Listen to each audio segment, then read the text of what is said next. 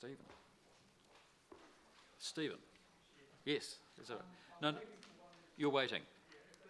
Yeah, no, I was getting ahead of myself because you're not wearing the big T-shirt. Yeah, no, it's all right. No, we won't. Don't panic. We won't do that to you.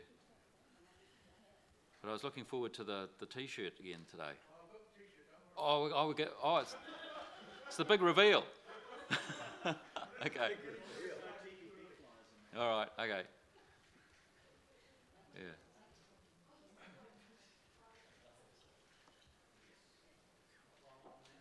Yes. Colin. Yeah. No, we don't muck around, Colin. Come and draw a breath, sit down. We've got a few minutes. We were running just a couple of minutes early, so that's unusual for us. Yeah, I saw that. Pour yourself a glass of water and take a breath, and we'll wait. Yep.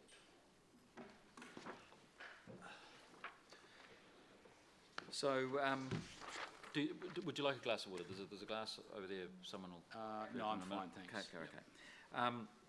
Colin, thank you for being here a few minutes early. That's always helpful.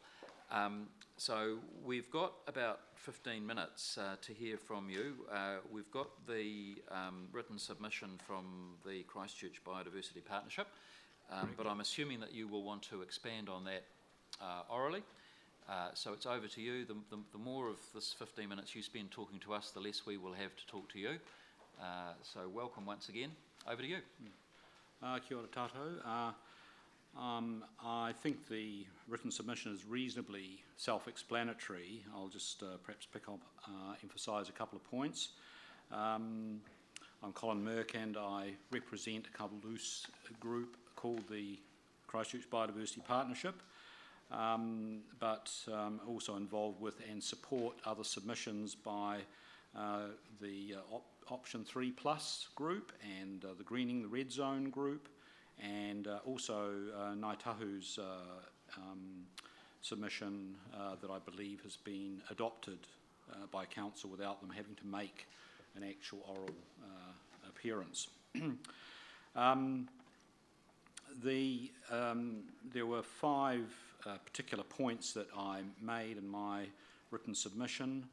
I note that I'm a long-serving citizen of Christchurch and have been recognised for my work in conservation and social activity over quite a period of time, including a civic award. I wanted to particularly emphasise the importance in using the terminology of the bill itself, regeneration, that it explicitly require effective balanced recovery of all of the pillars of well-being or sustainability, that is ecological, and I prefer to use the word ecological rather than environmental because environmental tends to sort of bury biodiversity under the physical and chemical sort of aspects of the environment, and yet it's perhaps one of the most important aspects in terms of our placemaking, our identity, our unique New Zealand heritage, but it's, as I say, it's frequently lost in the attempts to achieve, clean air and clean water and carbon balance and other important things, but which lose the heart and soul of the environment, in my opinion. So it really harks back to the triple bottom line and quadruple bottom line sort of concepts, which again seem to have been fashionable a couple of decades ago, but have largely been sort of disappeared from our terminology now, and we seem to sort of be going increasingly back to a single bottom line. The second point then is the restoration of the democracy to the city and to the region. I think none of us can be not able to see that Christchurch and Canterbury have suffered a great deal, and a part of that is the loss of democratic rights, particularly in terms of the regional council, but also because of the additional powers that the government took to themselves for restoring the city.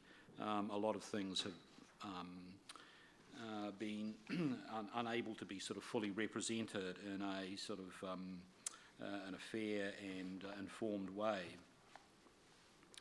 The third point is really expands on democracy, but more at the kind of local level. It's one thing having a vote, but that is not democracy in my view. And I think if we want to be a modern workable democracy as a model to the world, which I think we can all probably see is tearing itself to shreds, we have to do a lot better in terms of providing a model that is actually a real working participatory democracy. And I've laid out some sort of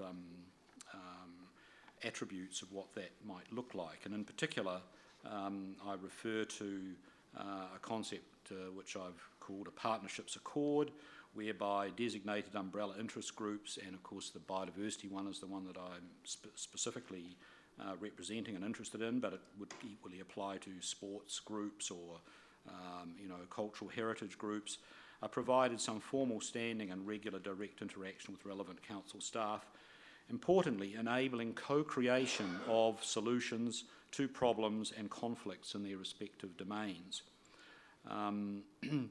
And I think that's what's been missing. I mean, I've been making submissions to councils for probably 40 years, and one often feels it has rather little effect, except through constant persistence and stubbornness. And this is really pretty demoralising, disrespectful, and anti-intellectual. What is the point of the public training critical thinking and problem solving if it gets ignored? Often, ideas that come from the community or from expertise is discovered many, many years later, in fact, was correct and should have been taken heed of much earlier. And I can just mention a couple of examples from my own personal experience. It took 10 years to finally get Travers Wetland to be protected, and now, the city just regards it as one of its key assets. It's taken about 25 years to get the ChCh 360 trail finally launched. And again, everyone thinks it's a wonderful idea, but it's an enormous burden on citizens and interested parties to battle away for all that length of time. I mean, you may have noticed we've only got one life, and to use it all up in pursuing good ideas which won't be taken up, is pretty pretty destructive. Okay, so the fourth point was relating to specifically to the red zone land in the lower Avon River, but I come back also to the Central Business District area as well, which I have had an involvement with. The importance of recognising the potential as a green artery, joining the inner and eastern parts of the city together, generating public health, recreational and cultural goals in terms of the Mahingakai Park, walking, cycling, possibly horse trails, iconic wildlife, native habitat regeneration, the greening the red zone and greening the rubble are groups working on those things. And importantly, again, something which I'm personally interested in is the establishment of an eco-sanctuary, Waitakere, that would add value to the city experience and national nature conservation effort, and thereby nourish the local service economy, as does the ChCh 360 Trail, through providing attractions and novelty for visitors and tourists. And the economy will also benefit from more informed management of these zones and reducing the wastage through more ecologically sustainable management. Okay, finally is the mention of the Avon River Precinct and the Eastern Frame Landscape Plan. I was involved as a consultant in that. We came up with some wonderful ideas that were actually, as I say, signed off by Parliament and then undermined by other experts, particularly engineers and hydrologists and certain landscape architects who seem to have a lot of power in changing everything. And we went back to very old kind of business as usual kind of ideas, and threw out a lot of the creative, innovative ideas that were in fact incorporated in the original, as I say, signed off design.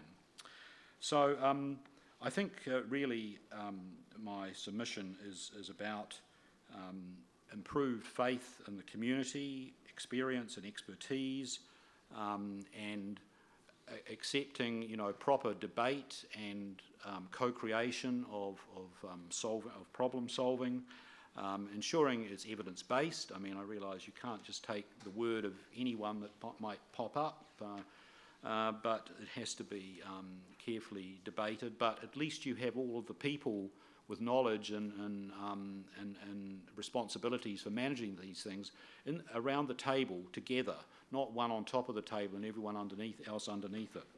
So, you know, it's about sort of true participatory representation, and not just responding to squeaky wheels or otherwise influential people who've got time on their hands.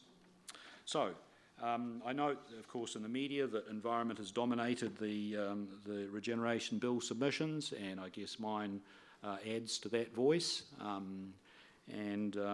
think it's the most obvious way of referring to that is in the words of the bill's title itself. The word regeneration pretty much was single bottom line based in the way it's framed and represented. I think that's the very important thing to incorporate, to make sure that there is you know, a multi-value approach to what regeneration actually means in the city. Thank you very much. Happy to receive any questions. Thank you very much, Colin. Now, members, are there questions? Todd Muller's got one. Yes, thank you for your submission. I'm actually not from here, so yesterday thoroughly enjoyed a tour of the Red Zone, which was the first experience for me. And obviously driving past there, got a sense of the scale of it. You obviously have a pretty strong view around what potential uses could be applied for that. How widespread do you think that view is based on your connection with that community, particularly perhaps the trail following the Avon River? Yes. Well, over many years, but particularly since the earthquakes, I've given many public lectures and talks and work in a number of different NGOs, and I can pretty much honestly say that I usually get a pretty good reception to many of these sorts of ideas, and very little argument with them. I guess my strategic mistake is actually not harnessing all of these people that come to U3A and Rotary clubs and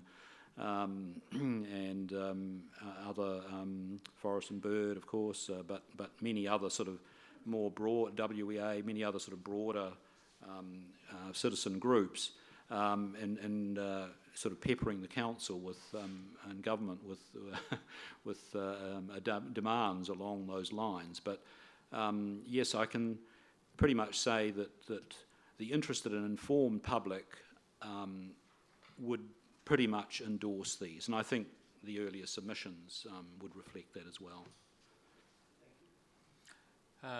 Any other questions, members? No? In that case, thank you for what I thought was a very good submission, and much appreciated by the committee.